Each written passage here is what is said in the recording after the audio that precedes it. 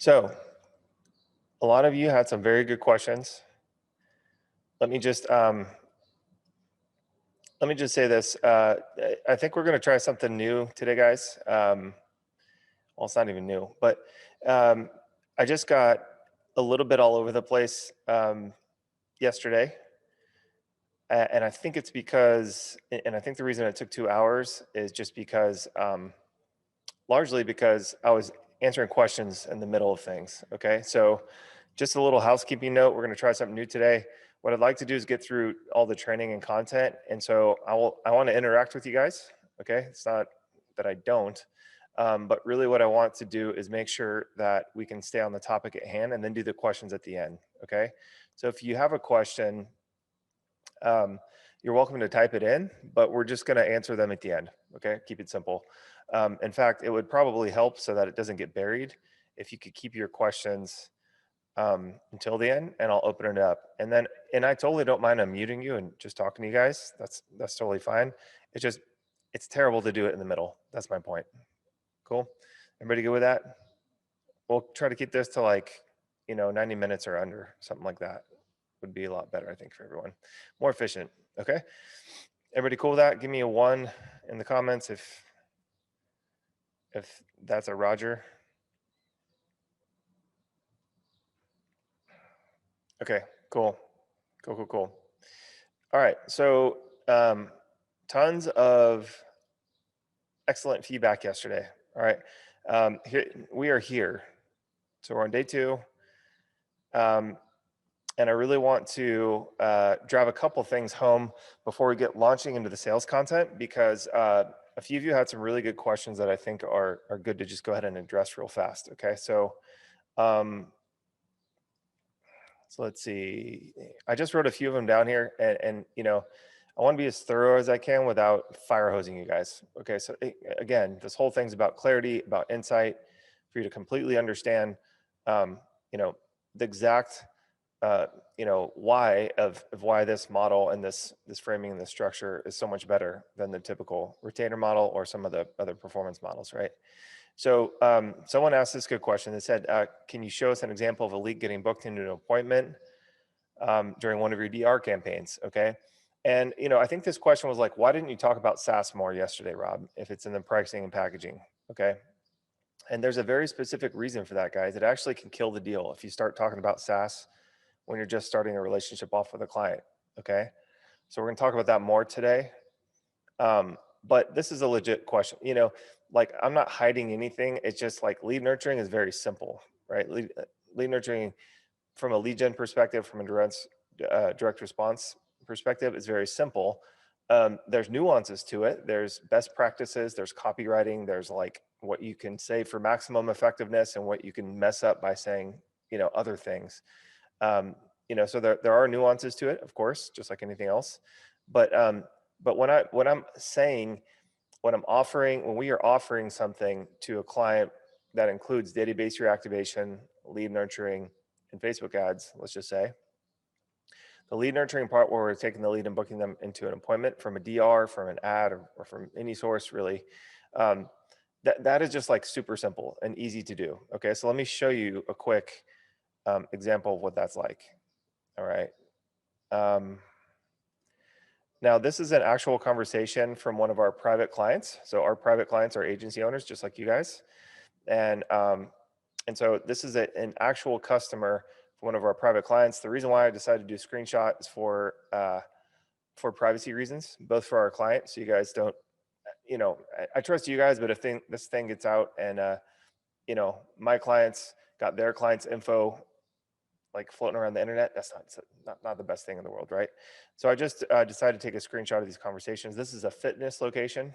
Okay, so our client, the agency owner, we're helping them to acquire the client, showing them how to do the database reactivation, showing them how to book in the appointments, et cetera, et cetera, et cetera. Okay, so this is a conversation that's happening inside the software. So our client, the agency owner, performed a database reactivation for this gym location owner. Okay, and when she did that, she essentially was like, okay, like, we're going to run a database reactivation. when the reactivation hits, we're going to book these people in and get them to book an appointment and nurture them to show up to the location so you can sell them a gym package. Okay, so that's the context of this lead nurturing sequence. So again, guys, this is a real location with a real, paying client. So please do not contact Fitness Together. Just don't try to steal this client. Don't be shady. That's all I'm saying. It says I'm not sharing. Oh wait, why is this not sharing then? Oh, this Zoom bar is so stinking tricky. You tricky. Okay, well, you guys didn't miss anything. Thank you for telling me. I think I have to, oh, yeah. Boom. Okay. Can everybody see this screenshot? Thanks for letting me know, guys. Okay, good stuff. All right, so we'll just walk through this. This is just an example of somebody who responded to database reactivation. So the message was sent out. This is the initial message sent by the location owner in the software. So our agency client is doing this for the location owner. Does that make sense, guys? So, hey, Bonnie, it's Boo at Fitness Together. Novi. I think that's their the name of their town. Today we're giving out a few vouchers for 3 private personal training sessions. Would you like one? Okay, so this is like really simple. Again, like there are nuances to doing database reactivation. Actually, the thing that you're going to consult with your client the most on is crafting a good offer. You have to make this worth something that they want, right? And there's some wording tricks in here as well. So you can see that they're saying we're giving out a few vouchers. Okay, so there's like a built-in scarcity for something that we know that you probably want. Would you like one? Okay, so we're not saying like buy something. This is just a really easy intro conversation to get them to respond, right? Would you like one? Is it with Charles? So this person has been into the location before, so that she knows Charles is one of the trainers. So then just ask back, would you want Charles? Yes, please. Okay, pretty easy so far, right? Pretty simple. So this DR campaign is working, right? This person hasn't been in a while. Obviously, they've been there before if they know who Charles is, right? But we're trying to reactivate them and get them back in. Make sense, y'all? So far, we spent less than a penny on text messages to get this accomplished. All right, so then she goes, yes, please. Okay, will do. And so we just sent a little shot of the schedule there for the location. Done. I reserved a voucher for you and it's valid starting tomorrow. Around what time do you think you might like to come by? Right? Yeah, babe, what's up? Good job, babe. This is excellent. I hope it's okay that we shared this. Guys, be cool. Babe is one of our private clients, okay, in our Saas program. Yep. So babe's a gangster. I love you, babe. Thank you for chiming in. I was trying to keep you anonymous. I didn't know if you wanted people to know or not, but hey, you just put it in the comments, so why not? So let's get back to the conversation. Is this for the session or just to pick up the voucher? What are the COVID protocols at the gym? How much time is needed? Okay, all valid questions, right? But this person sounds like they're about to come in, right? Is this for the session or just to pick up the voucher? How are the COVID protocols at the gym? How much time is needed? So like, these are just things that we need to answer so that they can come in, so they feel okay coming in, right? So your first appointment is to pick up the voucher and schedule your sessions. Okay, so very straightforward. We follow all CDC guidelines. If you're concerned, we also do virtual. Would you like to schedule for you tomorrow? Or would you like to schedule for tomorrow? Right? So then the person kind of like doesn't respond, right?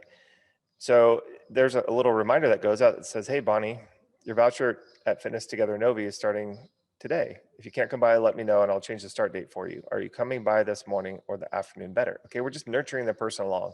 Hey, we didn't hear back from you. Are you sure? Are you sure you're still coming in? Right. I just saved the time for you Thursday, January 28th. I'll see you if anything changes. Voucher expires in 14 days. Okay, see you tomorrow at 1. And then we just send a reminder out. So she's on the way or something, or doesn't have time to look up the address. She knows where to go. Okay, so this is an example of a database reactivation campaign at work, right? So this is one of the many people in this location owners database that received that initial text message all the way at the beginning, okay? Some people will say unsubscribe. Some people will say, I don't know who you are, because they just forget or whatever. Some people will not respond to this for a long time, right? But typically when you send the database, the chunks out by day, you're going to get like a flurry of these, and then it just quickly tapers off. So like if you quickly answer 10 of these all in a row, you're pretty much done for the day after you send them out. It happens real fast, and then there's just, maybe one or two trickle in throughout the day. All right.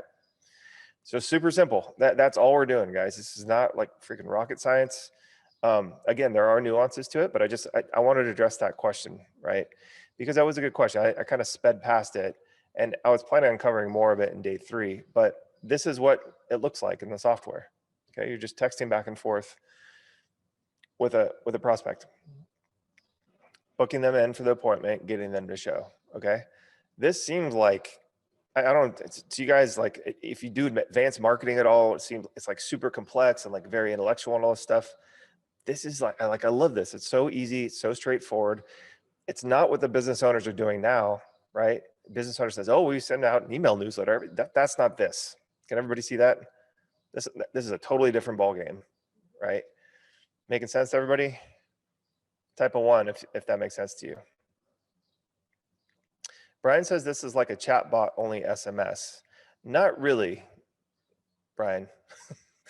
It can be, but if you notice in here, and I'm going to get into this when we talk about fulfillment tomorrow, but there's a level of automation at the beginning, the middle is manual, and there's a level of automation at the end. So there's no bot to speak of, okay? The reason why we do it this way is because this gets the best results. A bot would get stuck when she writes back, is it with Charles? Like how would the bot know that was something that they could, answer? Does that make sense? Like only a human would probably know what to do with that, or the bot would have to stop, right? So automation, manual, automation, best results, right? Rob says, I now love the DR campaign. It took some massaging for me to get it right for my clients, but I literally got 16 appointments for one of my clients with only about 300 sent out. It is so simple. Yeah, it is simple, guys. I'm just letting you know, like if you turn this into a full automation thing, it will kill the results. It just will. If you send a link and say, hey, self-book, it will kill the results. Okay. So what I'm showing you guys is like the secret sauce, if you will, right? Of the performance side of this, why it gets so much love, right? Yep, Jason says it is awesome. It really works.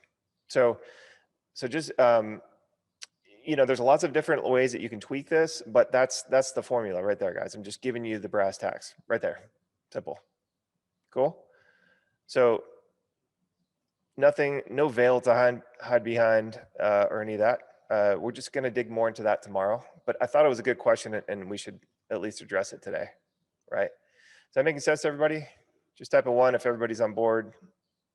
If something's unclear, let me know. Right? Okay, cool. Good.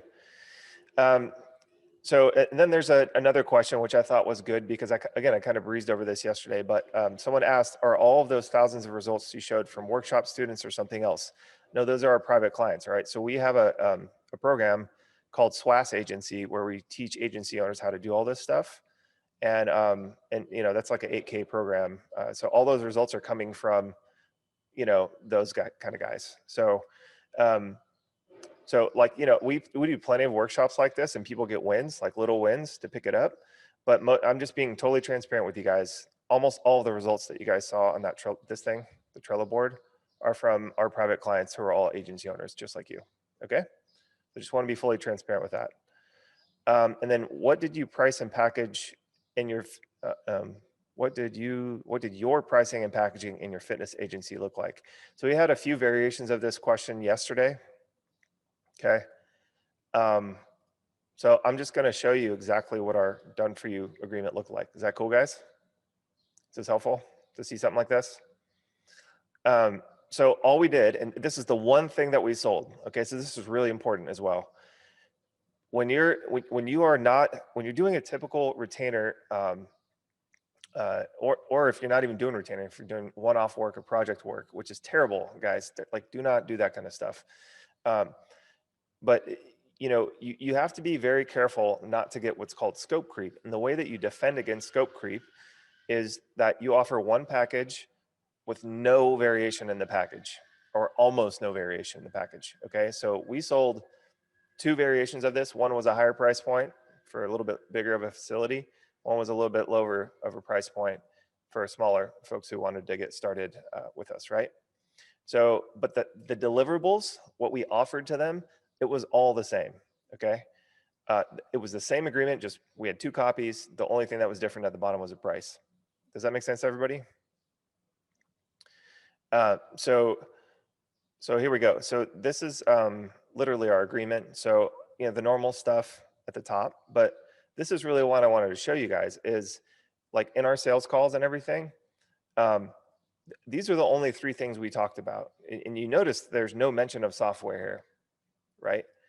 No mention of software here, okay? So, and there's no mention of software in the call, except for maybe if they ask, well, how are you going to get all this done? It's like, well, we have this piece of software we use to get it all done, but you don't have to worry about that right now. We're just going to book the appointments using the software. You don't even have to log in if you don't want to. Great. I mean, that was like 98% of the time, and that's the way the conversation was like, if they even asked about it at all. Okay, because we're selling the whole, not the drill, again, right? So this is really important because if they asked us to do anything outside of these three things, the answer was no. Okay, that's plain and simple, right? So all we said was we're going to get you this stuff, right? So we're going to set you up on these three things, and then we're going to the company will manage and optimize the lead generation and lead nurturing using our proprietary platforms. Simple, no mention of software. Did they get the software with this? Yes. Did we talk about that later? Yes. But we didn't, this is sales. This thing is a sales document, guys. I mean, it's also a cover your ass kind of thing, but this is a sales document, right? So this will be done by management optimization of Facebook ads. Same thing with landing page. Same thing with text nurturing sequence. Okay, and then we talk about database reactivation down here.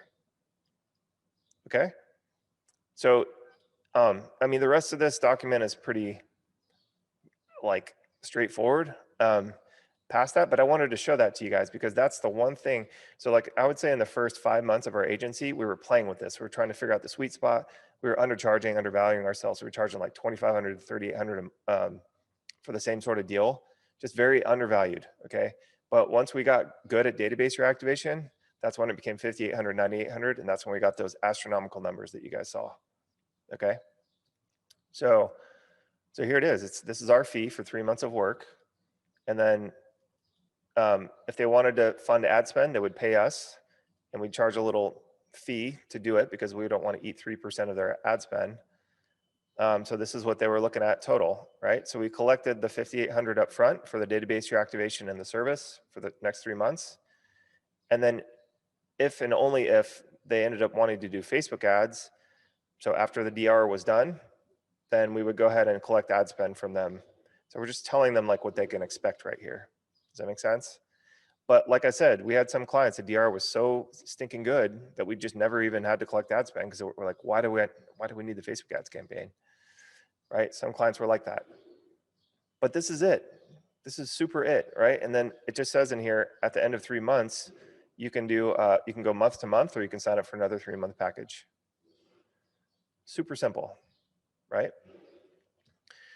Does that make sense, guys? Any questions about that? Jason's asking, do we get access to this? Do you guys want this?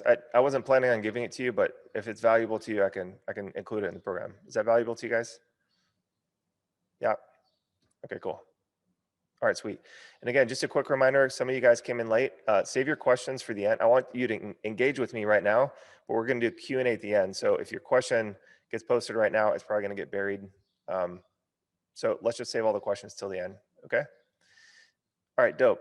Yeah, you guys can have this. All right, and full disclaimer, this is not like a legal document. I did not have my attorney like bulletproof this thing. This is mostly a sales document with some like all this at the end is just boilerplate legal crap.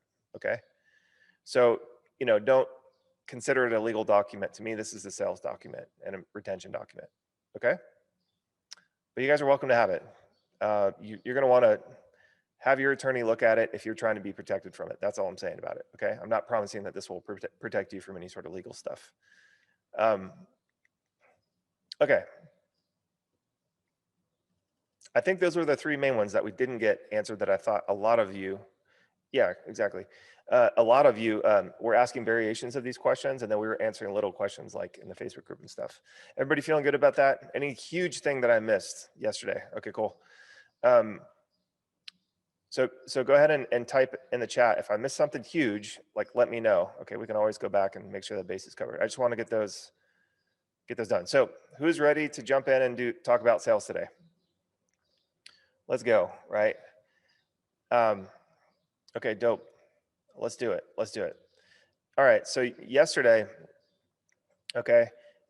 we talked about, I jumped the gun a little bit on this one, but we talked about the idea of a first date offer versus a marriage offer, okay? Is everybody comfortable with that analogy? Does everybody have clarity on why, this is such a great introductory way to earn trust from your client, right? Versus the old retainer model, where it's like, pay me this huge amount and commit to me without having any sort of guarantee that I can do this for you, right? Okay, cool. So I think I touched on that enough, but guys, go for the first date, right? I'll show you some script variations here in a minute, but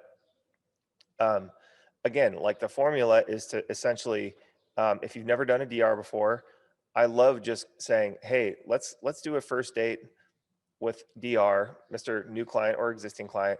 I'll do it for free. I just want to, get you an awesome result, put some money in your pocket in exchange for a case study is usually the way that I would do it. If I'm doing it for free and we get a good result, put money in your pocket for free, all I ask in return is just a simple case study on video. Is that cool with you? Like dead simple, right? Once you get your first good result from a DR, then you can use the same script, but like move it up and go, look, I'll get you 40 appointments for free, again, to fund this thing. But then, to do the rest of your database, I'm going to charge you a really, really, really reasonable price. That's going to be a no-brainer for you, because if I can fund you with like 40 appointments, that gets you a few grand in your pocket, then you can afford to pay me a few grand to do the rest of the database reactivation, right? Because you're going to make more money from that too. So I love this because it gets you used to doing the first date thing. It's like practice first dates, okay? By the time that you get so good at this that you're going to want to roll it into your whole package, right? Like this document over here is selling the whole enchilada, right? I'm not offering to do something for free ahead of time in this document, right? What I'm doing is I'm saying I'm so confident that I can get you the result that we're going to charge you up front for 3 months. And based on your database and all the other stuff that you told me, like, we're going to easily hit that within the first couple of weeks. But our whole goal is to put your initial investment with us plus profit back in your pocket before you get your credit card statement in 30 days. That's the whole point of structuring it this way, right? Does that make sense? So essentially, you're probably gonna graduate. So this is gonna be a moving target for you guys. Okay, if you've never done a DR before in your life, it doesn't make sense to dive in and just try to dive into a more serious relationship like we did at the end there, right? So practice these things. You're going to get used to this whole concept, and then your confidence level when you get on to sell the whole enchilada is just going to be like, and business owners can smell that, guys. They really can. Okay. So, okay, I think we covered that enough. Good Lord. Lots of stragglers coming in. Okay, so I think that's pretty clear. We covered a ton of that yesterday. If you guys want a refresher on the first date versus marriage thing, go back and watch that. That's yours forever. So let's go ahead and move on to number 2. I'm terrible with this thing. Okay. So we had some questions about the Saas part, and I think it's important during the sales process to recognize that, guys, one of the things that locks in the retainer for you is the Saas. Okay, the Saas is a very important piece of this. Remember, our workshop's about DR and Saas, right? But what we're going to be talking about today, you're going to, again, you're going to see that we don't talk about SaaS in the sales process either. Okay. And there's a specific reason for that. You should not talk about SaaS because of the feature brain. Okay. The second that you start mentioning software, they're going to compare you to Podium or the guy down the street or something their uncle used or their nephew told them about, or, you know, whether they have something currently or not. But our whole thing with this, guys, is like, we don't care what they're already using. If they were able to drill the hole that they wanted, then they wouldn't be asking us for help drilling the hole. Okay. So we don't really care what else they're using or have tried, because our SaaS is going to be the vehicle that gets them the result. Okay. No matter what they're using or not using. Does that make sense? And this is really, really, really important to understand, because it's a little bit like, so let's say that like you approach a client and you start getting in all the SaaS details. Okay. Well, the premise of you coming to help them is to do what? I want you guys to type it in the chat. The premise of you coming to help them is to do what? Get them what type of outcome? Type it in the chat. A done for you result, ROI, get them revenue, the end, increase revenue, get them clients or money, yeah, or customers, right? Yeah, get them ROI positive, yeah, okay, all that stuff, right? So what in the hell are you going to start talking about technology for if that's the case, right? Why would you do that? It's a little bit like picture like a soccer mom, right? Going to like a mentor of mine, Billy Jean, is one of my mentors. He's a good friend of mine now. But he used to be in car sales, and his dad was in car sales for a long time. And Billy's like one of the best salesmen I've ever met. But I always think about Billy because he's so good at this, right? Like he sees a soccer mom coming on to the lot, right? And as a car sales person, you have to pick up on what's important to them, right? And you have to sell them the desired result that they want. So guys, just type this in the chat. What does a soccer mom care about when she's purchasing a vehicle from a car salesman? What do they want? What do they value? Like, what is the outcome they want from the car? Safety. You better believe it. Everybody should be saying, yeah, safety for her kids. Safety. John says, safety for kids, sexy. I don't know. Is safety sexy? I don't know what you meant by that. That's crazy. Sexy. I don't know how to deal with that. Safety in room. Yeah. Easy, Johnny.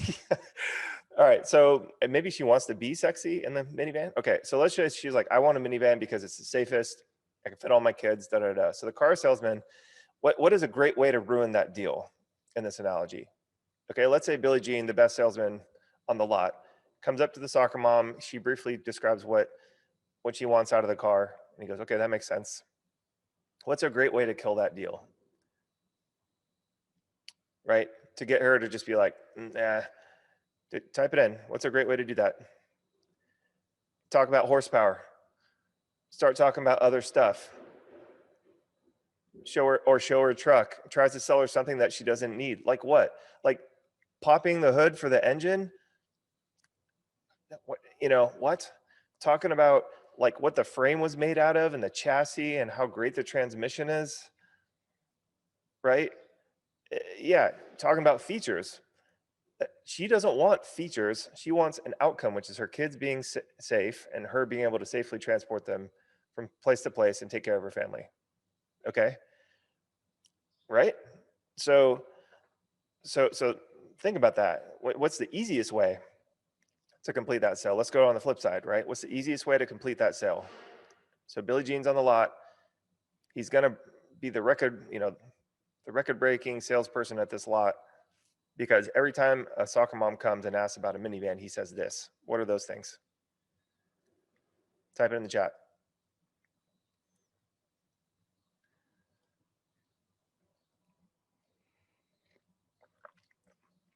Oh, wait. Yep. Show her and talk about Motor Trends Awards for safety. Boom. Right? Speak to her emotions about her kids. Yeah, you could do that, but she pretty much already told you what she wants, right, Patrick? Test drive it all weekend? Yeah. But I'm talking about like, what can Billy say? right? The only one that's nailed it so far is Chris.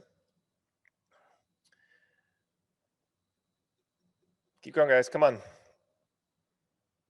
I'm here for you. I'm not here to talk, I already know this stuff, but you guys, you're here to get better, right? Here to get insight. Jason says, check out the video that kids can watch in the back of the seats. That would help. Social proof. Guys, if she wants safety, right, then just talk about safety. She's asking you for a specific outcome. So say, well, yeah, there's 3 airbags on the left and 3 airbags on the right. We won best most safe vehicle award. Like, or just to tell a story, I just had a lady with a few kids too, and she came and she had a Volvo before, but she saw how safe this minivan was, and she upgraded to this too, for safety reasons as well. Right? There we go. Ryan says, explain that it's the #1 vehicle sold for safety. Damn it, Ryan! I knew you're a good team member for a reason, sir. Yeah, Rob Leichman says, show her the airbags and seatbelts. Safest vehicle on the lot, and look how easy for your kids to get in and out of, right? So like, how many soccer practices, how much school drop-offs? Oh my gosh, so it's like 10 trips a day. Look how easy it is to get in and out of this thing, right? That's good too. Oh, by the way, it's the safest vehicle on the lot, and it's the safest vehicle on any lot because it won these other awards. So I'm pretty confident that you can feel safe in this thing, right? Yeah, this is the safest non-minivan with seating for 8. Boom. It's better than a Volvo. Yeah, has a higher safety rating than a Volvo. Easy. Like, you see where I'm going, guys, with this, guys? Right?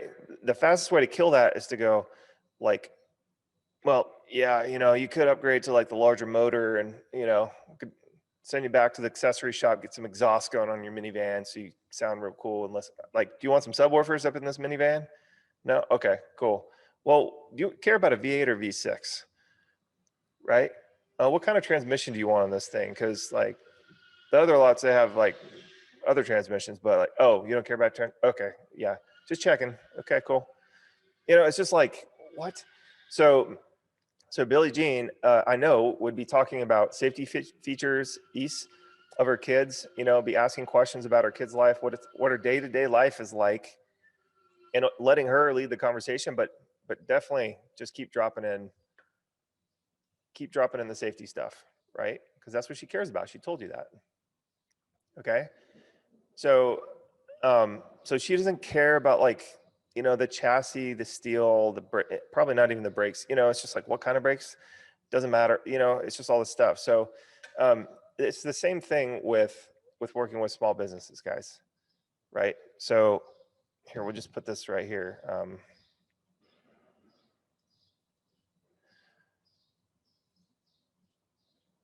Soccer mom minivan story. Okay. It's the same thing when you're working with small businesses. All right. So this analogy works for, so like when you're talking to a small business owner, and you guys will start to see our script here in a minute, but when you get deep in with them, at the end of the day, the small business owner wants a result from you. Okay. They don't care about technology, right? They don't care about you. In fact, they care about putting food on their table, keeping their employees paid, making their payroll, paying their rent on time, hopefully taking a profit back for themselves. Does that make sense? Those are the things they care about. So if you ask them about those things, and then you just say, well, wouldn't this result help? Wouldn't increasing your pipeline help increase sales so that you can make payroll more consistently? Wouldn't that help? Well, of course it would. So why are you talking about software to them when you're just like, it's as simple as that, okay? If I could fill your calendar up with a bunch of appointments this week and the next week and the next week, would it help solve those things that you just talked about, right? Yeah, of course it would. Does that make sense, guys? So don't get into the weeds with, this. Don't get in the weeds with Saas. It drives me nuts when people like, and I love Sean from High Level. I talk to him once a week. We're great friends. But in my opinion, this is just my opinion, selling software on its own is like pulling teeth. All right. And even if you get a yes, you have to like work really hard to retain that person, because guess what? The software alone, the tool alone will not get you the result, right? As the business owner. So the second you hand the tool to them, they're like, great, what do I do this? Does that make sense, guys? So I much prefer to keep the SaaS out your mouth until later on, okay? Once we're getting them a result, it's okay to go back to them and say, look, you know, you're enjoying all these leads from this one source. Well, guess what? We can also, you know, manage your leads from other sources, like your website. Do you have website chat on your website? Cool. How's that working out for you? Well, nobody ever checks it. Okay. Well, we can help with that. We can turn those website chats into appointments. Well, how are you gonna do that? Well, we're using our SaaS. Would you like to see it? I can show you. Right. What about your web forms? Where do all your web forms go on your website? Okay, but this conversation happens after. Okay, we're going to talk about that a lot more tomorrow. But do not screw the pooch on the first try. Do not keep it at your mouth. Okay, like I'm going to put that on insights. Keep the SaaS out you. This is my southern at your damn mouth until you've gotten them a result. Boom. All right. John says wash mouth out with soap. If software in mouth. Very good. Very good. Yes. Cool. Is it everybody? Are we good on that? Did that point drive it home well enough? Everybody good? Type a 1 if that's a yes. All right. Okay, good. Good. All right. So moving on, and we're gonna get into some fun stuff. So the last thing I'm gonna train on, guys, is our script review. So we're gonna get real juicy here in a minute. Okay. I just want to drive some of these points home. All right. So here's something that you might be thinking to yourself, and it's a valid point. And it's something that a lot of like when you're prospecting somebody who's cold, it's very easy for them to dismiss how effective this is. Okay, so although we're talking about an outcome, when they say, "Oh, so all you're doing is sending some text messages and emails," we already do that, right? We already do that. Thanks. Anybody ever heard that from a prospect? With anything, it could be like Facebook ads. Oh, we already do that. Thanks. My nephew runs it for us. We're fine. It's like, great. How's that working out for you? Making payroll? Making rent? Well, no, actually, I can't pay him yet because, you know, we're behind on payroll. Well, yeah. So there's a difference between knowing the tool and doing something with it, right? So DR is actually much deeper than just sending some emails or text to their old leads. If the business turns around and says, yeah, we're already doing that, no thanks, we as the agency owner need to be prepared to explain why DR is about offer positioning and copywriting, okay? And the way that I like to think about this, guys, is that like, you know, we had a lot of fitness clients in our agency, of course, but there's always this like, you know, sort of personal training element and like fitness regime stuff that they may package together with their memberships, maybe not. But, you know, that was certainly something that we talked about a lot with our clients and everything.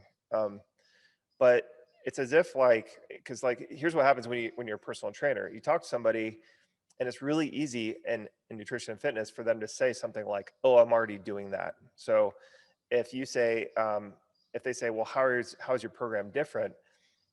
And you say, well, we're going to have you keep a fitness journal, and then you're starting to list the things. They go, well, I'm already doing that. Okay, we've got meal plans. Well, I'm already doing that, right?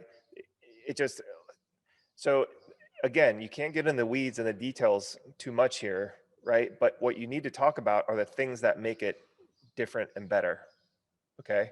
So for example, like if the personal trainer says, well, we've got a proprietary process of journaling that really helps us fine tune the program so that you get the exact amount of macros in your meals that you're supposed to get and the exact workout effectiveness so that you don't have to work 3-4 times as hard, right? To get the same, to get a good result.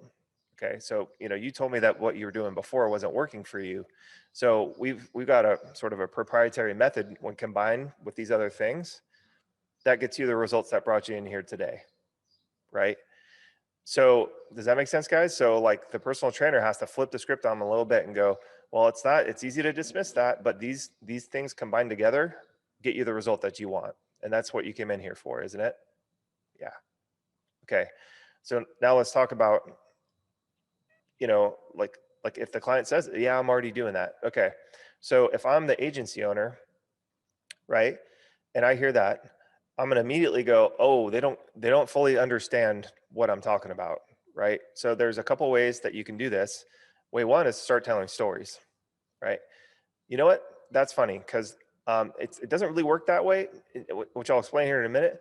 But it's funny because the last person that said that to me on a call like this, they actually thought the same thing, and they were a bit on the fence, but they decided to move forward with us anyway, right? And we ended up getting them XYZ result, right? The result that we know that you want, right? And the reason why we're able to do that is because it's not just about the emails and the text messages. It's about the way that you approach the person, the offer that you send them, the psychology behind it, the lead nurturing behind it, right? The human element that's irreplaceable, right? In the conversations. So if you open up a conversation with somebody via text message, you kind of have one shot to like not mess it up. If you say something that's off, or their sniffer goes off, they're just not going to respond. They're just not. And if they feel like they're being sold to in some way, or you're pitching them an offer that they don't want, right? So it's like, how many times have you sent out an offer in an email and you just got like no response? Well, yeah, that happens. Well, the way that we do it, we pretty much knock it out of the park on the first try every time. And if for some reason it's off, we don't, blow our whole database on it. We stop and figure out and help you adjust the offer and the copywriting and figure out what they do want so that they can turn into an appointment and then end up coming and spending money with you. That's the goal, isn't it, Mr. Business Owner? Yeah. So can you see how it's not just about like shooting off some emails and some text messages now, right? That client I was telling you about, he got, 450 appointments and was the shot him up to the #2 title kickboxing in the world in 1 month, in the slowest month of the year in December. You guys remember that client I was telling you about yesterday, the title boxing guy? That's a true story, by the way. So he had this like great database, got him like 450 appointments in 1 month. That was in December, y'all. In fitness, December is like a graveyard. It's like terrible. So in the worst month of the year, we got him more appointments than he'd ever had. And by time January came around, he was the #2 title boxing in the world because of that. See that? So I'm just telling you the story because it's easy to dismiss it, maybe, Mr. Client, but our stuff combined with the stuff that you already know about that's what makes it so powerful, and that's what gets those kinds of results over there. I'd love to tell you I could just teach it to you in 10 minutes, Mr. Client, but it doesn't work that way. I can't, Does that make sense, guys? So think about that. It's like, like the personal trainer getting already doing that versus our combined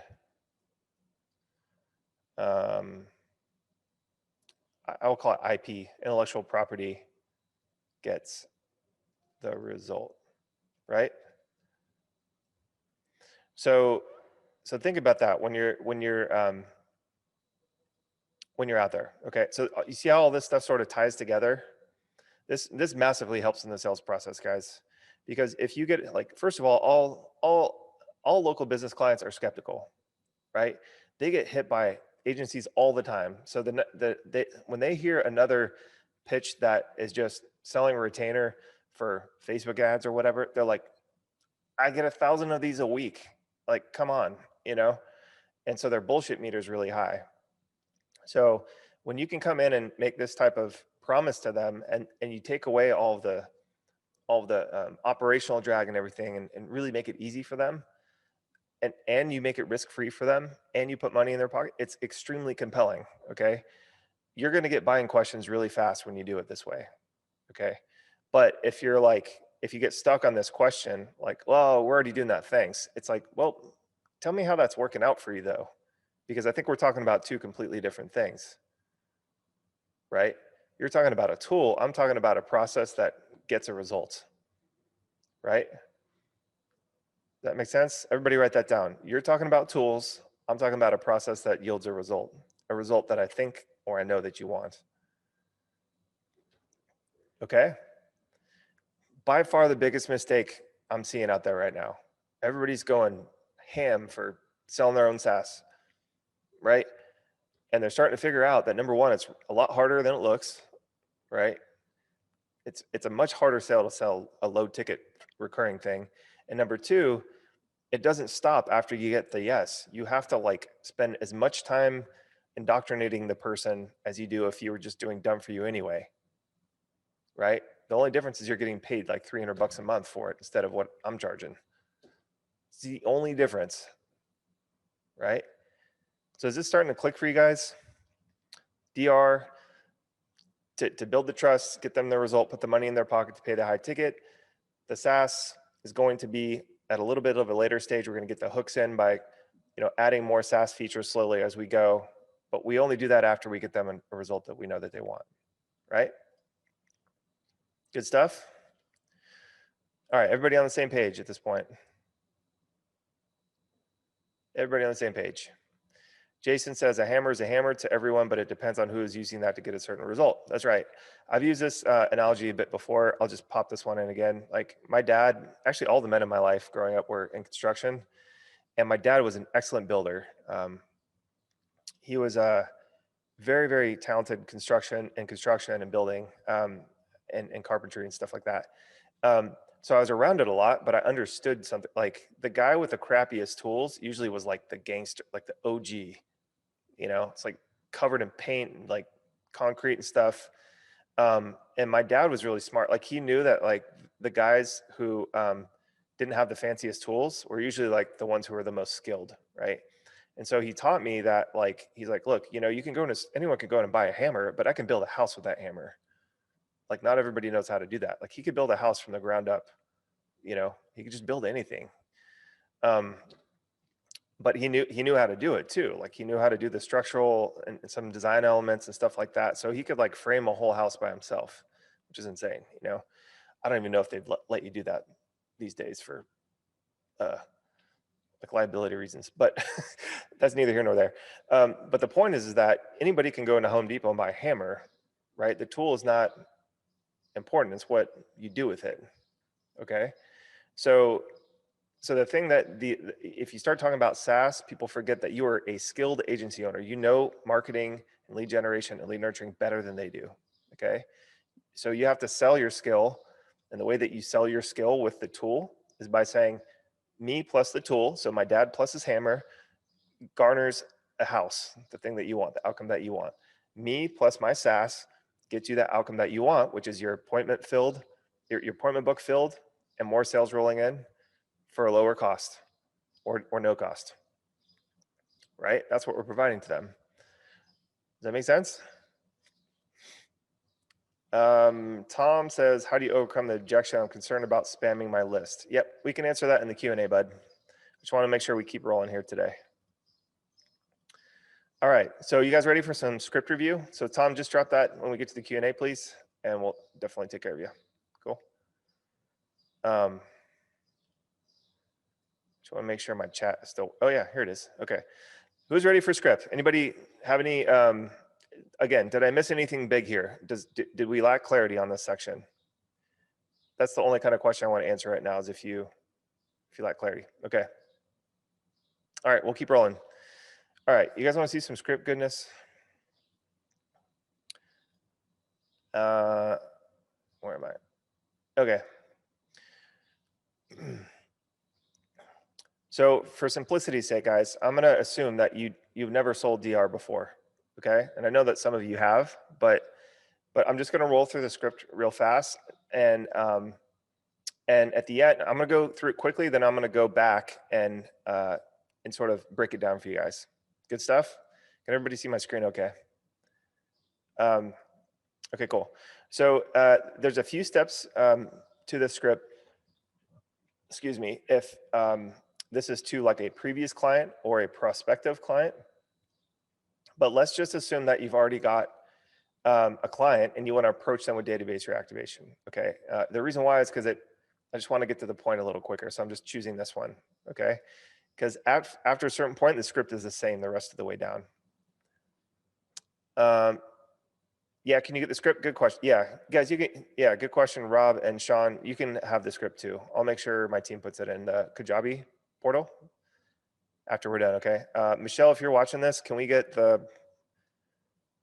Actually, I know you're watching this. Michelle, can you get the FCA services agreement? This is it. It's in Drive. Yeah. Let me.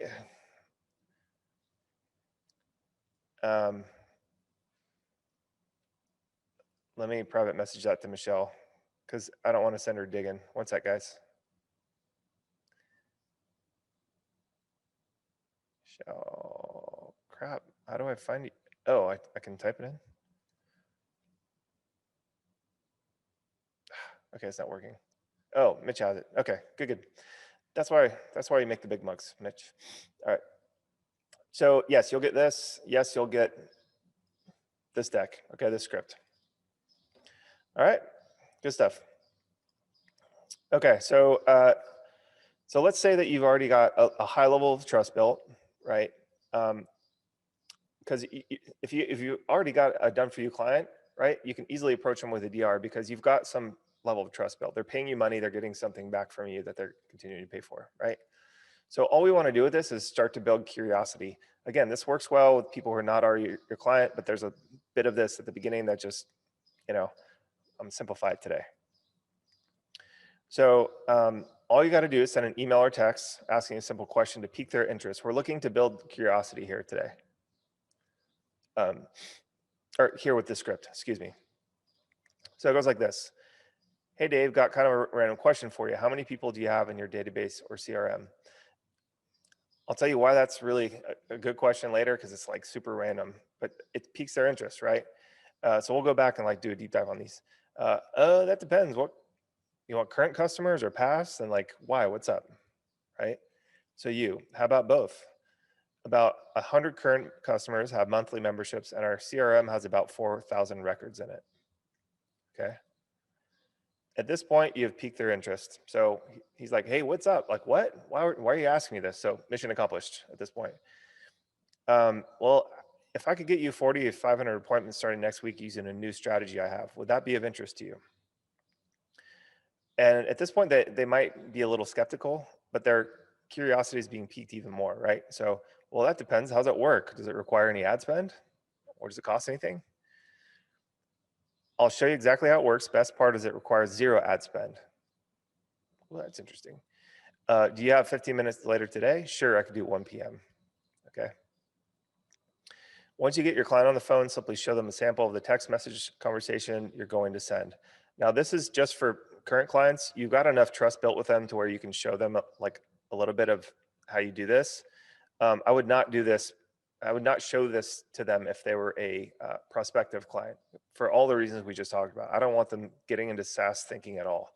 Okay. I would just explain the text message to them over the phone, right? I would show it to them on the computer, right? I would just talk to them and tell them about, it's like, yeah, we send out this simple text just asking them if they want an offer we think they like, right? And when they respond back, we book them in for an appointment, right? You can expect 2 to 10% of your database to book appointments like this, meaning for every batch of 100 we send this to, you'll likely get 2 to 10 appointments from it. If I could get you 40 to 500 appointments starting next week using this strategy, what would that be worth to you? Okay, so right away we're telling them what it is, right? But we're telling them an outcome-based language, right? So have we talked about tech yet at all, y'all? Nope, right? Are we talking their language? Yes. Oh my gosh, you can give me sales appointments without ad spend? What in the world are you doing over there? Okay. but they still might be skeptical because it sounds a little bit too good to be true. So, depends on how many, I guess. Awesome. Well, what's your close rate ratio like? Sorry for the typo. I close about 80% if they show up here. In the fitness world, everyone says they close 80%. I don't know if they read a book or something. It's crazy. It's always, what's your close ratio? Oh, like 80%. It's like, what? I don't get it. Like, so anyway, it's kind of an inside joke, but we actually stopped asking that question because so many people just said 80%. We're like, you close around 80%? We just like said it. It's so funny. Now you're going to use math logic to build the value. Okay, so remember yesterday we talked about the math logic of kind of reverse engineering the value in pricing and packaging, right? So you're going to kind of like walk through this with them. Well, let's be conservative and say you close just 50% of these folks, because he told me 80, but I'm going like, well, let's just be conservative and say it's like 50 because we want to play it safe, right? And with just 40 appointments, approximately 32 will show up. That's 16 new sales for you at 50% close rate. What's your average new sale worth? Well, we sell a $100 initiation fee and $150 a month in membership fees. So 250 times 16, correct? Yes. That means just 40 appointments would bring in $4,000 right away. So you're just confirming with them that the math is correct, okay? And at this point, the client should be going, if you could do that, we would have a record month. Remember how Chris from Title Boxing had that record? Like, he was like, dude, we're on track to beat every record we've ever seen, right? So they should be saying or thinking something like this by that point, right? Well, what if I handle all the appointment bookings for you? So all you had to do is sell. With a database this size, you could be busy for a while. I think I ran out of room up there. You could be busy for weeks to months, right? Okay, so that's your self-confidence coming through right there too, right? Once you do a database, your first database reactivation, you will talk about this completely differently. You will be the Conor McGregor walking in the rings, swinging his arms, going like, I'm the shit, When you say this, you're going to be like, yeah, dude, we're doing this. Yeah, like your attitude and your confidence will change, I promise, after you do your first database reactivation. So the offer, right? Now you're going to make him an offer he can't refuse. Well, what if I handled all the appointment bookings for you, so all you have to do is sell, okay? Because they're thinking like, what's the catch? Well, there really isn't one. You just have to sell all the appointments, right? With a database this size, you could be this busy for the next few weeks easy, and I expect you to get more than 40 appointments. Okay, so what are we doing right there? Remember yesterday we talked about the pricing and packaging and how it's like risk and trust, right? With a database this size, you could be this busy for the next few weeks easy, and I expect you to get more than 40 appointments. Would that make your life easier if I handled all that for you? We already know the answer to that question is yes, isn't it? Well, yeah, but what's it going to cost me? Like they're still looking for the catch. Like again, their curiosity is like all-time high, but it's so high that there's a bit of skepticism, right? Everybody with me?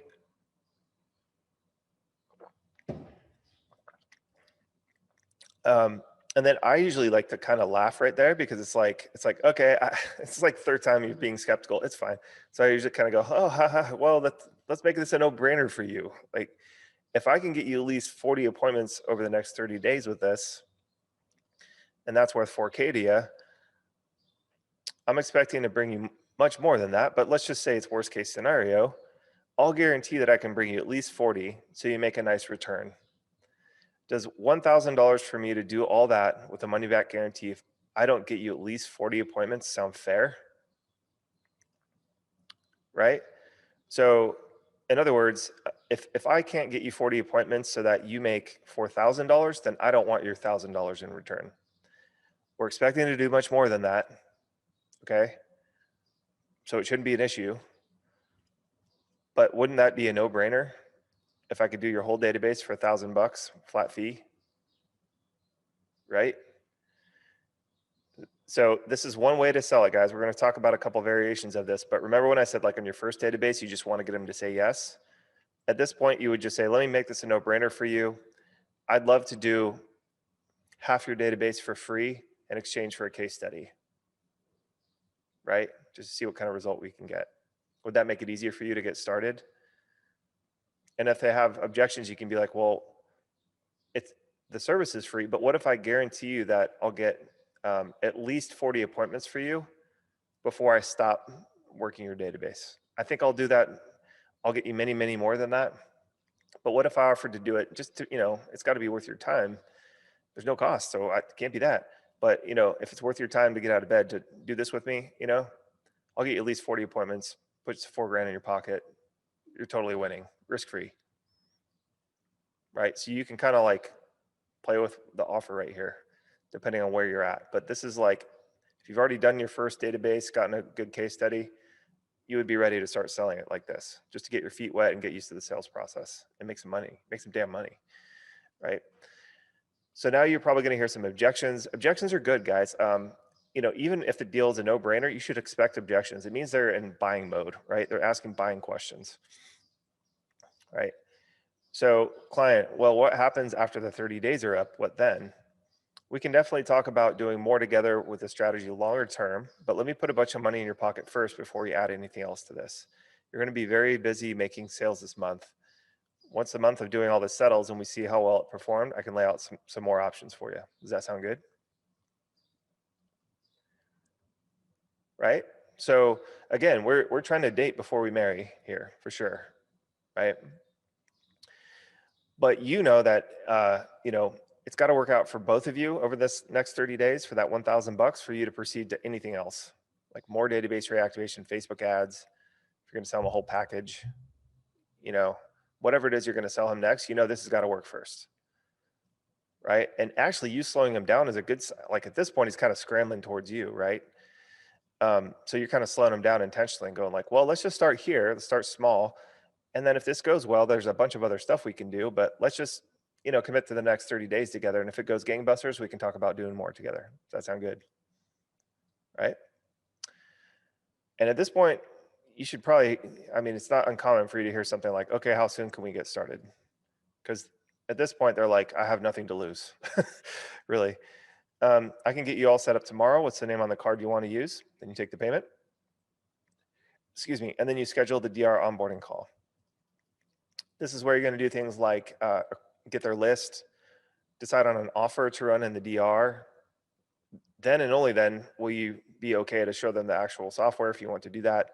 But you're not going to talk about software. You're just going to basically show them the messages, show them a few of the messages that went out and go, this is like an average conversation. Just like I showed you guys at the beginning of this call, the back and forth, the flow. And they might say some things like, well, if somebody asks something gnarly, can you just have them call in? Or like, do you guys answer when someone asks something gnarly? No, we usually just book the appointments. If they need to get in contact with you, we'll let you know so you can reach out to them, right? Like call them or whatever.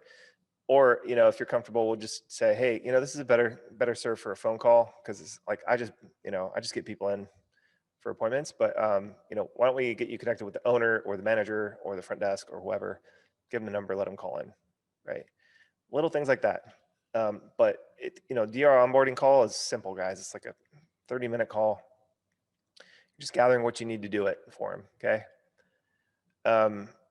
Excited for you, Dave. This is going to be fun to see all the new sales you get. I'm going to send you a short form to fill out before our call tomorrow. You think you can get to that tonight? It takes 2 minutes to fill out.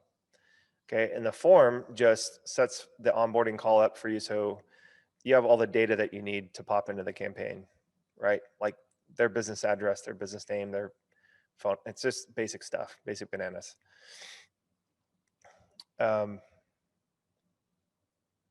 Okay, and then you end the call. Great, talk to you tomorrow at 2 p.m.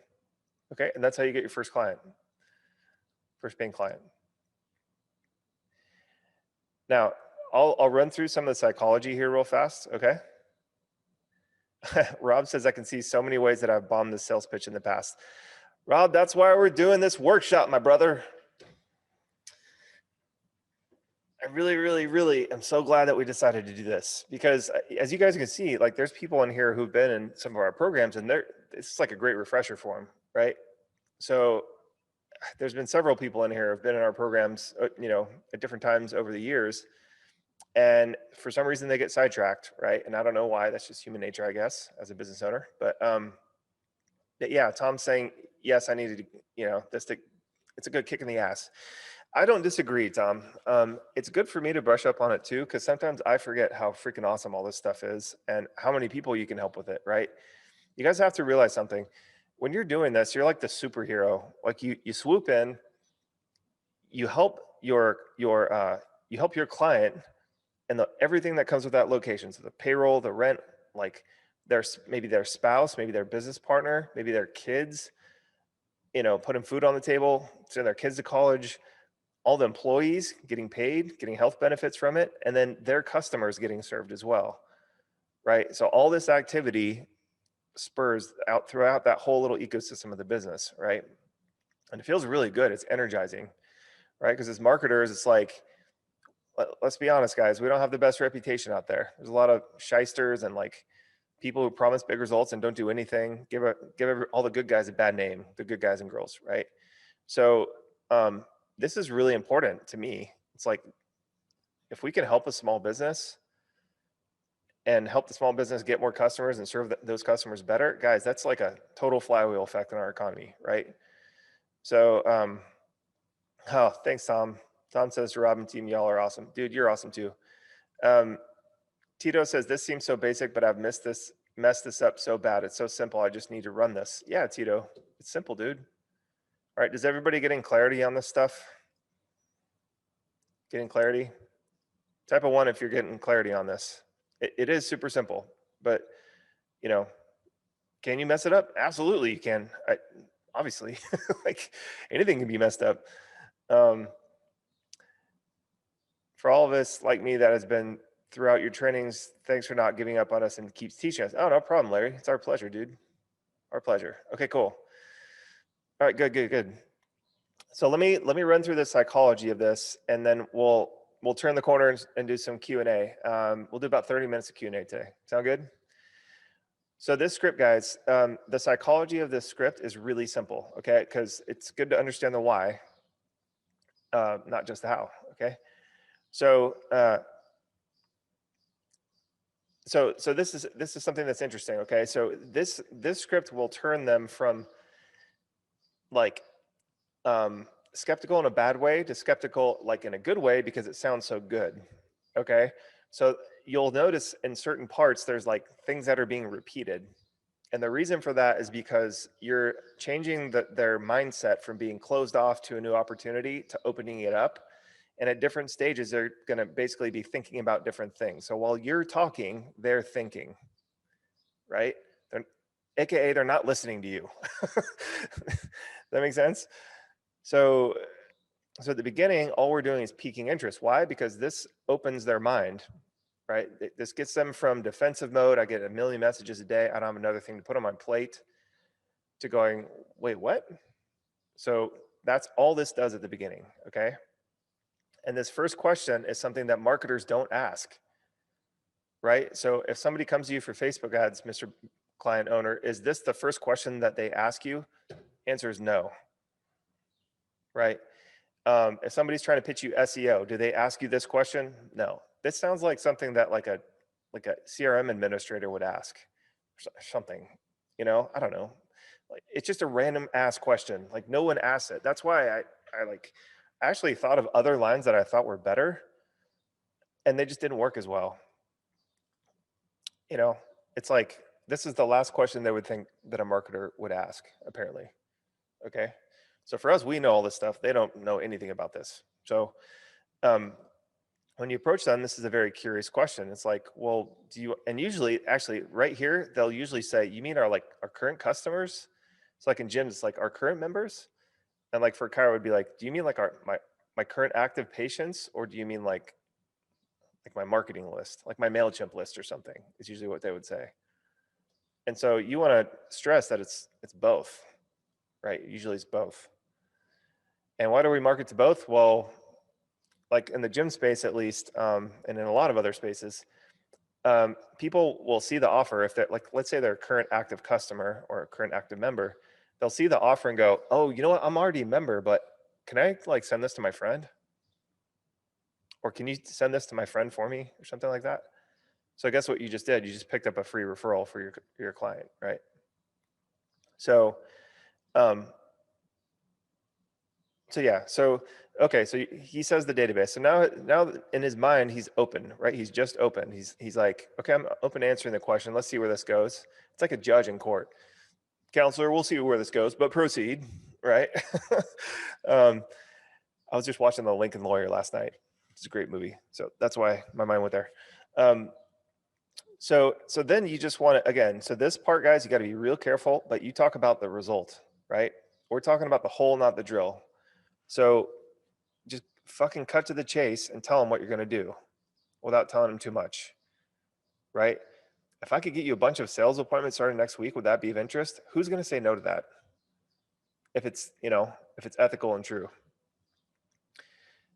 And this is a good question, though. It's an objection. So how much does it spend? So he's expecting for you to say, well, it's just going to be like $5,000 and we'll get you like some leads, because that's what everyone else says. So not that he's open, he's going, well, I don't know, Rob, let's see how we, where we go here. So it depends. How's it work? Does it require ad spend? Well, you get to kind of set them up for the best part, which is no, it doesn't require ad spend. So then, like, although their mind might be open, now they're going like, all right, let's give them the sniff test, right? So now they're open, they've heard it, it's something they want, but they're going into like objection mode. They're trying to pass you through the sniff test to see if they smell bullshit, okay? They're waiting for the aha moment. How's it work? I'll show you exactly how it works, right? So you don't want to avoid the question, how does it work? It's like, I will show you how it works, but the best part is it requires zero ad spend, right? Do you have 15 minutes later today so I can show it to you? So I want to show it to you. Yes, I'm not like dancing around it, but it's better if I show it to you on a call. But the best part is that it requires zero ad spend, right? So you want to kind of save all the details for the call. Does that make sense to everybody? Because this could be like text messaging back and forth with them, short, pithy messages, or on Facebook Messenger, or like through email. I would prefer to like text message them personally. So he's gonna get on the phone and be like, well, what in the hell, right? Come on, Rob, like, geez, you got me. Okay, fine, but like, what is this? What are we doing? Right? So when they get on the phone, just kind of, they'll probably say something like, okay, you got me. What is it? And so I like to be kind of like hard to like, haha, oh, that's funny. Like everybody says that, when they get on the phone with me, but it's really great. All we do is we send a text message to your database list, right? And we book, 2 to 10% of your database into appointments for you. So you got sales appointments rolling in next week, right? So you can expect 2 to 10% of your database appointments like this, like using this method, right? So the method is really simple, but all this means for you is every batch of 100 we send this to, you're likely going to get like 2 to 10 appointments from it, right? So we send a text message to 100 people, you get 2 to 10 appointments from it. Depending on how well the database performs, given the size of your database, you could probably get you 40 to 500 appointments starting next week using this strategy. Would that be worth it to you? What would that be worth? Not would that be? What would that be worth to you if I could do that for you? Right? So now that you've told him it doesn't cost him anything and that you could fill his calendar, and all you're doing is sending some messages, like it's not going to take a ton of like heaven and earth to move. He's not only open at this point, he's going to be so curious that he's looking for some sort of catch, right? Like he's probably already in his mind. He's just like trying to think of a way like to find the aha moment. Okay. So is that making sense to everybody at this point? And again, so up here, and this is in the middle where I'm saying we're starting to sort of be repetitious with it and kind of drawing him back in, because he's trying to like wiggle out in some spaces with objections, but we're trying to bring him back into the whole point, right? So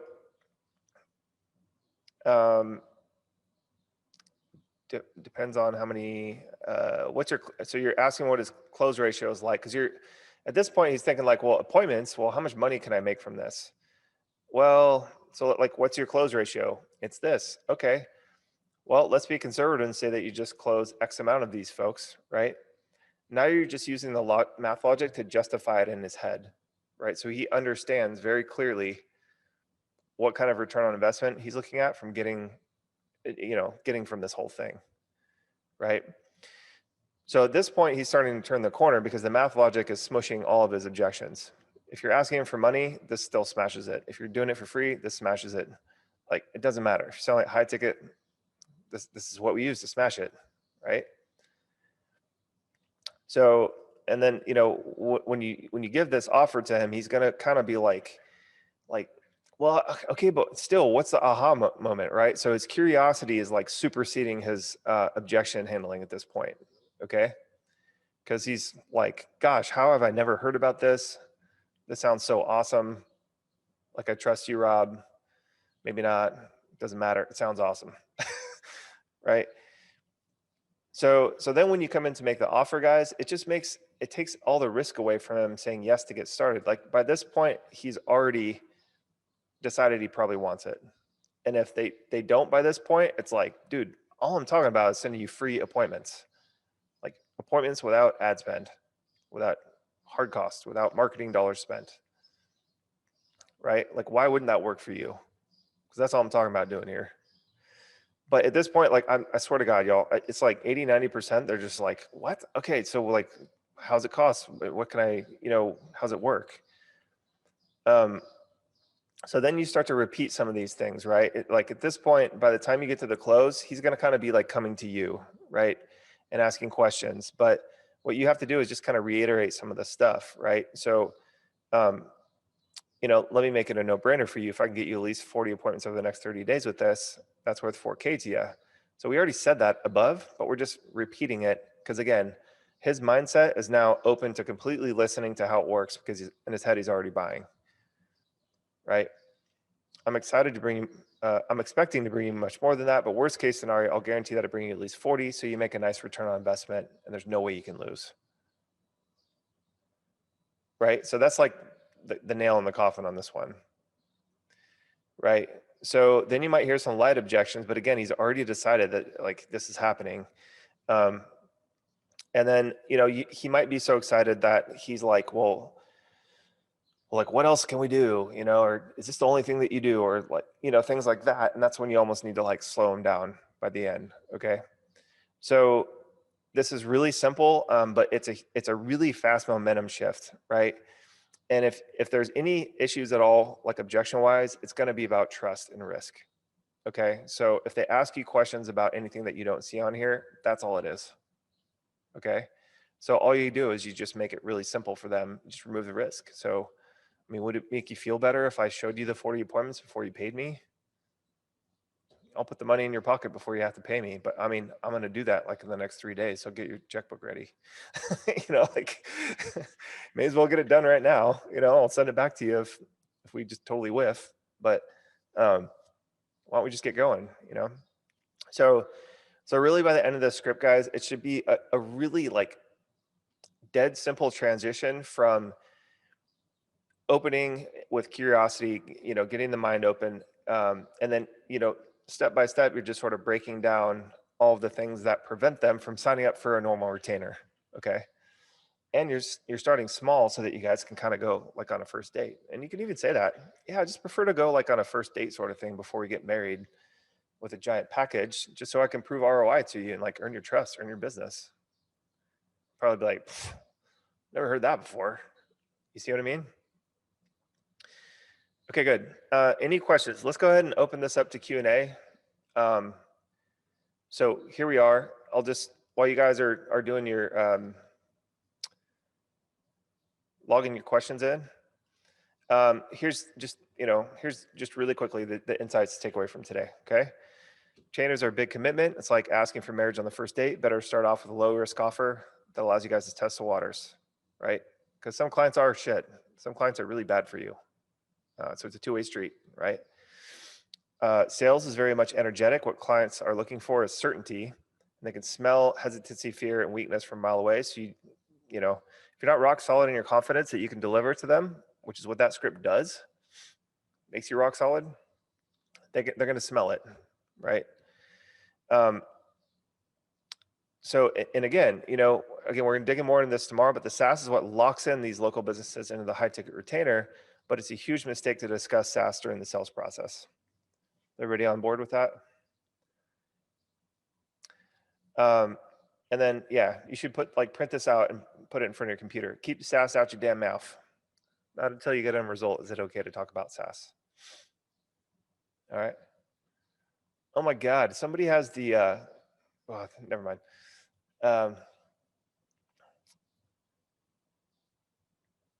Okay, cool. So Chris says, will you be covering approaching non-clients, the best way to open the convo? Chris, I would love to, man, but I can only fit so much into, a 3-day workshop. If you have specific questions, I can answer them real fast, but this script is, like in our programs, in our private client programs, we've got scripts for all this stuff. It'd be impossible for me to teach that to you here today or tomorrow, though, and still cover everything. But if you have specific questions about those, opening those conversations, I can answer them. I can't teach you like the whole shebang, start to finish here, though. In this workshop. Reg says, do you plug the database into GoHighLevel for follow-ups, kind of like a regular prospect follow-ups? Yep, that's right, Reg. So for those of you that don't have GoHighLevel yet, what we do is, here's a link to go sign up. That is our affiliate link. I think most of you are already on GoHighLevel, but what we do is we upload the client's database to GoHighLevel, create a new location, and then we manage the database reactivation in a specific way so that everything gets tagged, so it's all organized and nice. So the answer is yes, Reg. John says, is there an NC resource that has a list of proven DR offers for different niches? Yes, there is, sir. Just email support@robbailey.com and Michelle can help you out with that. Sean says, do we give them access to the SaaS later on or ever? If you do free, do you still get the credit card? And do we get the Google Slides too? Yeah, you can have the Google Slides. I'll give you guys these slides at the end because I'm updating them as we go. So Michelle, can you just please make a note, remind me to give them the slide deck after Thursday session. If I do free, I don't get a credit card because it's like, why would you need it if you're going to do free? I would just skip that. Do we give them SaaS access to the SaaS later on or ever? You can do it either way. If they want a fully managed solution, they really don't ever have to log into the SaaS, but most of them want to have access so they can see the conversations to make sure you're not saying anything dumb to their folks. And really, like, they look at it the first couple times and then they pretty much never log in if you're doing a fully managed solution. But yeah, we can, like, we do that. We allow them to see it. It's their customer, so why not, right? Anthony says, Rob, in one of your post comments, you mentioned incorporating client financing. When were you going to speak on that? So Anthony, that's a bit of an advanced strategy. And I actually have a call right after this call to get all that squared away with our provider. So it's almost ready. But I'll just be like releasing that in the Facebook group. So you guys, I'm going to have to do a whole thing on that, on client financing. So just look out for the group and in our list. We'll email, text message, post in the Facebook group on that, Anthony. So there's more to come. We're just a little bit behind on that one. Jason says, don't be sassy. Yeah. Oh, dude. Okay, Michelle, we're going to make some mugs and send them out to everybody that says, don't be sassy, or keep the sass at. Let's write that idea down. That's hilarious. At least it is to me. No one else is laughing. Robin says, in what context would you use this script for cold leads? Just shoot an owner a Facebook message asking how many people they have in their database. Yeah. So again, like the cold thing is a bit trickier, right? You have to have a little bit of a softer approach and just start the conversation. Because if you just, run in there and start asking them questions about their business, they're going to be like, who the F is this guy or girl, right? So the approach that works best for me is warming them up and seeing if they have a need in their business first. Like if they want more customers or they're not already full, then I come in and open it up and talk about the database and say, well, how many people do you have in your database? So like just real quick for the cold outreach, I would say something like, hey, how's business going? I noticed X, Y, and Z about your page or your business. How's everything going? And they'll probably say, oh yeah, it's going fine. And say, cool. Well, are you guys, just a quick question, are you guys fully booked up yet for like this week or this month? Well, no, we got some spots open and like da da da da. And it's like, okay, cool. Well, the reason why I ask is because, I have a way to possibly help you do that. Are you open to hearing about it? Right. And then I would just go into the script and basically ask them how many people they have in their database. Right. That's about it. There's just a little nuance at the beginning. You have to build a little bit more rapport at the beginning. Debbie says, with the guarantee offer, how do we promise the number of appointments when they have a small list? Well, I wouldn't do that for a small list, Debbie. I would find somebody with a big list. Because if you're just going to run through their tiny list, then there's nothing really left to do but like run ads. So I prefer to work with people who do have a bigger list. So basically with a smaller list, you don't want to do a guarantee. That's the way you would do that. Don't do a guarantee. If they still want to do it, go ahead. It's like, okay, no guarantee. Pay me, I'll do it, fine. But you really want to find people with bigger lists because that's where the money is for you and for them. Jason says, how often do you do DRs for the same client? Every 3 or 4 months? This one kind of depends on the niche, but basically with FCA, we promise to do it once every quarter. But you can do it, especially if you're like refreshing the offers, you can do it as much as once a month.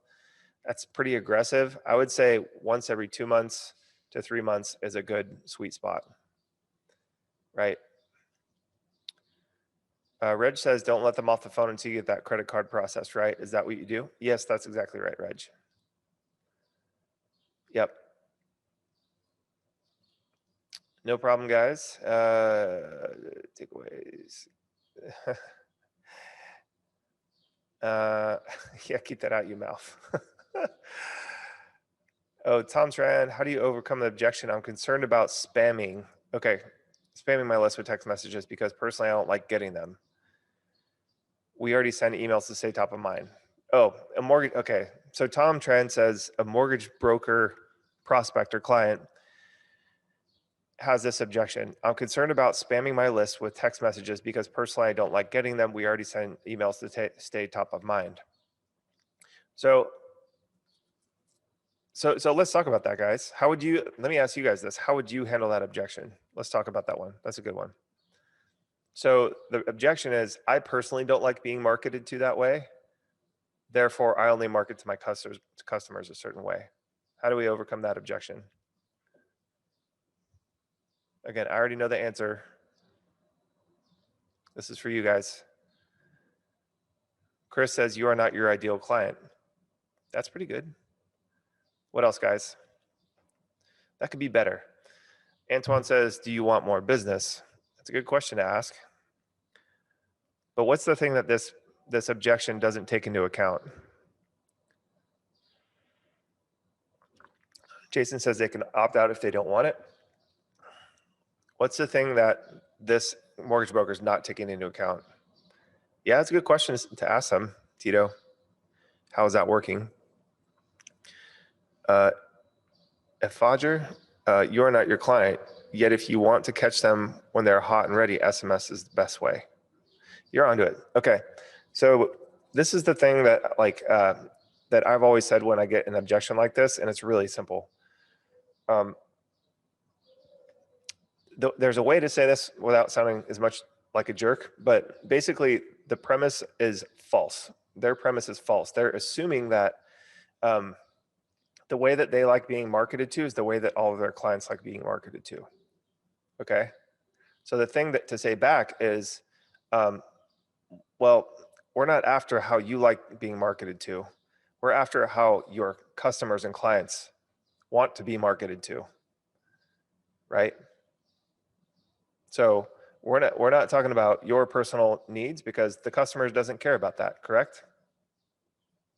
Well, some of them do. Some of them are just like me. Okay, maybe some of them are, but we're talking about the customer's wants and needs, not your need, right? Because you're not paying yourself, like you're not selling yourself mortgages. You're selling mortgages to your customers and your clients, correct? Yes. Well, studies show that like, you know, something like 85% of customers want to text message in a business relationship or in a business transaction, yet only like 15% of small businesses do it. So your customers do want the text message, right? That's just the numbers. Like if we're talking about the general population, you're doing mortgages, you're talking about like that person, that person, that person, as you see them walking down the street, they want to do business by text message, right? Yeah, and then you can talk about the email open rates as well. So the email open rates suck. It's like how many, great, even though you're emailing, you should still do that, but how many conversations, sales appointments, et cetera, are you getting from that? It's terrible because their open rate's terrible. You already know it's going to be terrible. The whole thing's terrible, right? So it's okay to ask them about that, but does that make sense, Tom? So you want to try to get them to see that like the way that their customers want to be communicated with has nothing to do with the way that they want to be, communicating. They're one fucking person, right? So good question though, Tom. Yeah, so there's stats out there to back all this stuff up, which is good to kind of like have in your back pocket, but you just want them to conceptually to get out of that headspace. That's like awful. It's like, so what you're telling me is that, email rates are on the decline, all this stuff. Like you're telling me that you want to do more emailing in a declining platform, in a less effective platform, when people are getting like 99% open rates and 90% response rates with text messaging. And you're saying that you don't want to do that to get more mortgages because you don't like getting text messages on your phone, even though they do. That's what you're telling me? So you just have to like polarize the conversation, right? You can say it nice. Like I like to say extra nice. So it's almost like an FU. I'm being so nice, but I don't let them wiggle out of that one. And like, look, I'm not here to argue with you or tell you what to do, but I'm just letting you know everyone else and of my mortgage clients who are doing this, they're booked up. And that's why we're having this conversation. So do you care more about like not text messaging the way that people want to be communicating with you just because that's the way you want to do it, than making more money and getting the result that they do? That's the decision you have to make. Which one do you care more about? And I'm fine with either way. I'm not here to convince you, but does that make sense to you guys? Robin says, I've tried some DRs using NC before and had one response out of a list of 600 people. What would be the number one cause of this issue, and how can we prevent this from happening in the future? The messages were sent, by the way. Robin, it probably has everything to do with the offer. It could be the list itself too. But usually when that happens, it's the offer. So, and again, like, if you sent to 600 plus people, number one, that's a small list, right? But number two, if you send it to 100 or 200 and you don't get a single response, then you stop the campaign and go, why didn't we get a response? Right? I mean, my spidey senses tell me that problem was an offer problem. In other words, the list just didn't want the offer that you put into the initial text messages, right? But like usually with smaller lists, like they're hyper responsive, especially if they're new. So it doesn't sound like a list problem to me. But number one, I would say it's the offer. And if you look into that and can't figure it out, then number two, look at the list and see like what the context of the list was, right? How do you get them to market their existing database when they start downplaying the quality contacts in their list? How do you get them to want to market their existing database when they start downplaying the quality of the contacts in their list? Well, Patrick, it's a really low risk proposition to try.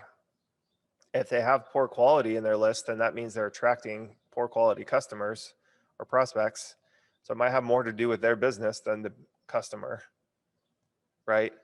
But regardless, they should want more business and just make an offer that makes sense for their list, right? So that, I mean, I don't even understand what that means, poor quality. Like people don't spend money or something? I don't know. But I would try it. Again, it doesn't cost like, you know, it might take you like an hour total of time between the sales call and sending the first DR to try like 200, 300 out of the list and see what happens. Okay. So date before you marry on that one. See if it works.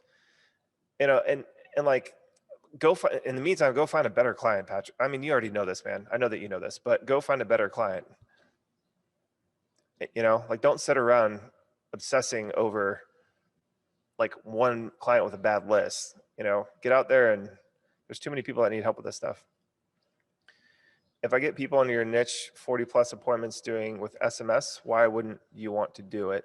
If I get people in your niche 40 plus. Yeah, that's a good one. Good way to phrase it, Jason. Yep. What kind of offer would you use for a mortgage broker? Tyler, we answered this yesterday too, but usually the offer for a mortgage broker is always about rate. So save money. You know, rates are at an all-time low. Even if you refinanced 6 months ago, you could probably still save money on your mortgage. Would you like some information on how? There you go. Make sense?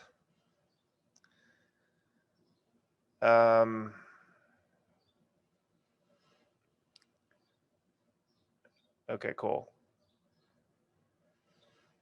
Do you market to aged leads? Harry, yes, we do.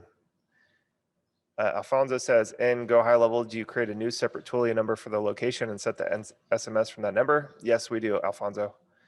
2, is this safe for Twilio requirements? Yes, it is. There's some changes happening on that front, but Sean and the guys at HighLevel are working on a solution for that. When you had 500 plus clients, did you guys coach your clients on sales when people actually came in for the offer? Robin, yes, we did. So that was one of the things that we added at the end. So the progression went, we started off just doing Facebook ads. We're like, crap, this is really hard and we're not making that much money. And then we added Facebook ads and lead nurturing, or excuse me, we added lead nurturing and database reactivation, right? And then at the very end, we provided video coaching, like a membership site and a Facebook group and live calls every week just to help them with sales. Because Ryan was really good at that. Like Ryan had worked in gyms forever. So we did. And actually in our SWAS agency program, that's our private client program, we teach you all that stuff and we show you how we did it at FCA and everything. It's a good thing to do, but I would not do it until you're rolling. Like if you're doing 50K a month or more, I would consider doing that, but I would hustle hard with the package that I showed you guys over here. Until you're at like 50K a month, I wouldn't do anything but these 3 things in your offer, right? Does that make sense? Yeah. You know, it's not going to make or break you at first. It's like it does optimize, it does help with retention and stuff, but you know, all this other stuff that we're talking about here is like way more important, like by scale. All right, cool. What else, guys? I'll do last call for questions, 12:44. Been jamming for an hour and 45. Overall, guys, let's just do this real quick. What was your biggest takeaway from today? Biggest takeaway from day 2? Go ahead and type those in the chat. Oh, Robin says the math close. Sean says the sales process. Yep, it is a process. Soccer mom story for Debbie. Yes. Josh says, don't talk sass. Don't talk sassy to me. Shut your sassy mouth, Alfonso. Patrick says, just a good refresher. Yep. I know you know most of this stuff, man, but it is good to work the sales muscle, right? Alvin says, database reactivation zones. Easy conversation to have. Yep. Okay, good stuff, guys. Yeah, have confidence and don't talk sass. Boom. I love it. Okay, this makes me happy. I feel like we're seeing daylight here. Okay. So day 3 tomorrow, same bat time, same bat channel. We're going to dig into much more of the fulfillment stuff. I'll see, I think Haplin's available tomorrow, so we're going to see if I can get Haplin in here too. to talk about some of the stuff with y'all. And we'll talk about the Saas part more tomorrow. So why adding the Saas is important, how you can get hooks in. We're going to show you 5 different ways. It's really like 6, but 5 good ones that you can get your hooks in with the client so that all of their lead flow begins to come through your Saas, and that's what provides longevity in your retainers, right? Brian says, is there a day 4? So day 4, we're going to do a big old Q&A session. I just want to make sure, and if you guys don't want to do that day, it's fine. But usually what happens is like after jamming for, almost 2 hours on this, it's like, the brain dump happens. And then, everybody's always got residual questions at the end. So I reserved day 4 for some Q&A. So there's 3 teaching days and 1 Q&A day. Does that make sense? So tomorrow we'll be on day 3. We'll go over this stuff. Why clients should do ads last, and then 1 service for 1 niche, totally streamlined. We'll go through all that stuff with you. Good to go? All right, boys and girls. Any last questions? Yep, you got it. And guys, if you could clap it out for my team. They've really made sure you guys are well taken care of. They're the real rock stars. Michelle, Betsy, Haplin. We hired 4 new people last week, so you're going to see some new faces in our group and stuff. Gyro, Jason in our group, he's on our team as well. So guys, if you need anything, my team's awesome. Just ask them, be polite. We'll get everything that we can to you as fast as we possibly can. Yep, Alvin says he sees the replay in the portal. So that's like, I don't handle any of that crap. That's all them. So give them love. Yeah, our support is awesome. Our people are really, really great. I'm lucky. Lemlist. Yep. Lemlist is cool. Lemlist is like an email warm-up tool. We use that for sure. Thanks, Sean. Rob says, what's Michelle's email? It's just support@robbailey.com. That's our team inbox. How do we contact your team? If you have any questions, email support@robbailey.com. You can also drop questions in the group if you want, but the group is not a ticketing system. So if you want to make sure it gets answered and it doesn't get lost or pushed down in the feed, easiest way is just send an email and creates a ticket in our system. Our whole team's in there. Make sense? All right, boys and girls. I appreciate you. Was today fun? I love talking sales. So today's probably going to be my favorite day out of the 3. Good to go, everybody? Yeah? All right. Sweet. Well, thanks for jamming, guys. It's an honor to serve you. We love you so much. We'll have some mugs out soon that are totally hilarious and mean absolutely nothing. That say, keep the sass out your mouth. We'll put Samuel L. Jackson on the mug as well. I could just picture Samuel L. Jackson saying it. All right, fam. Well, we'll see you tomorrow, 11 a.m. Central. And everybody have a good night. We'll see you soon.